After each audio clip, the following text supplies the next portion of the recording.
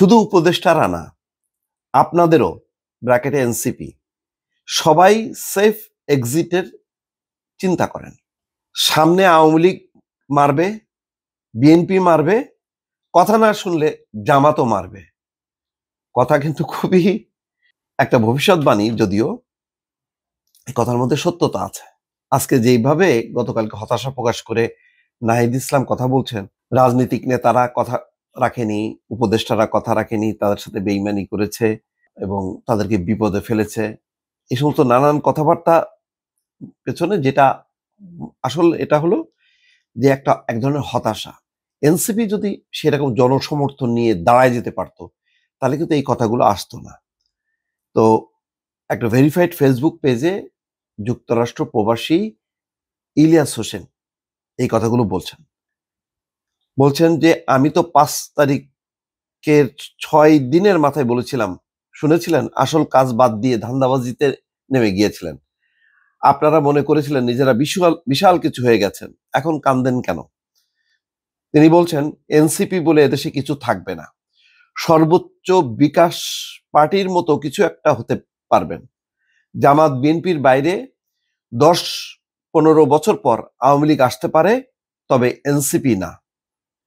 ইলিয়াস হোসেন বলছেন যে আপনারা কিছু টাকা কামিয়েছেন, কিন্তু গ্রহণযোগ্যতা হারিয়েছেন।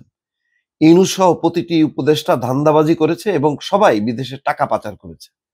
আপনাদের কেউ কানাডা, কেউ তুর্কি, অস্ট্রেলিয়া, আমেরিকা, ইউরোপে টাকা জমিয়েছেন। অতএব শুধু উপদেষ্টারা না, আপনাদেরও সবাই সেফ এক্সিটের চিন্তা করেন। সামনে আওয়ামী লীগ মারবে, বিএনপি মারবে, কথা না শুনলে জামাতও মারবে। তিনি আরো বলছেন, আমার একটু দুর্বলতা আছে, তাই ভালোবাসা দিয়ে বললাম, তবে ভবিষ্যৎ তোমাদের অন্ধকার।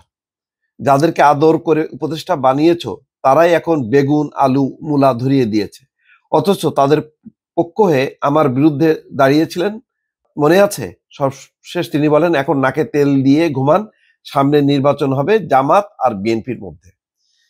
ইলিয়াস বরাবরই কিন্তু খুব স্পষ্টভাবে কথা বলে, কাউকে ছাড় দিছে বলে আমার মনে হয় না। জামাত, বিএনপি কাউকে, এবং এটাই সাংবাদিকদের এটাই বলা উচিত।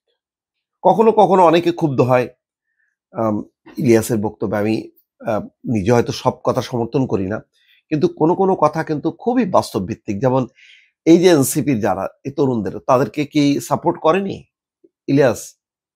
সাপোর্ট করেছে তো।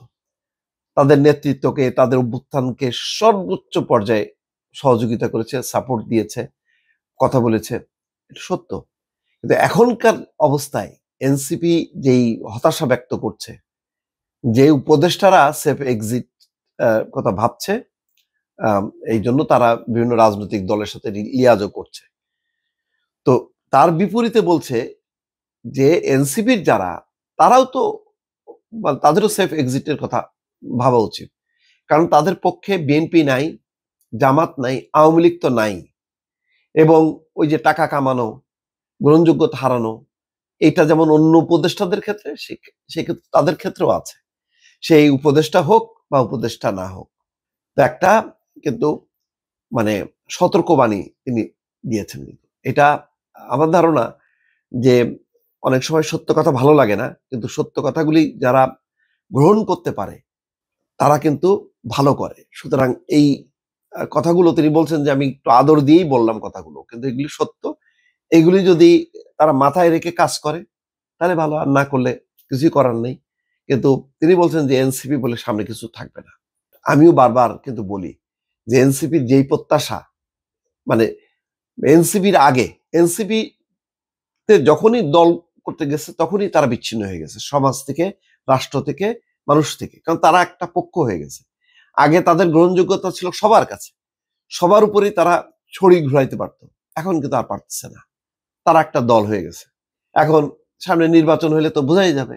এখন যেমন 3টা দল গুরুত্বপূর্ণ ইউনূস সাহেবের বদৌলতে, পরে তো আর সেই এনসিপির গ্রহণযোগ্যতা থাকবে না। ইসলামী আন্দোলনের কাছাকাছি অবস্থানে আছে তারা, নাই। নির্বাচনের মধ্য দিয়েই পরিষ্কার হয়ে যাবে কার শক্তি কেমন। দর্শক।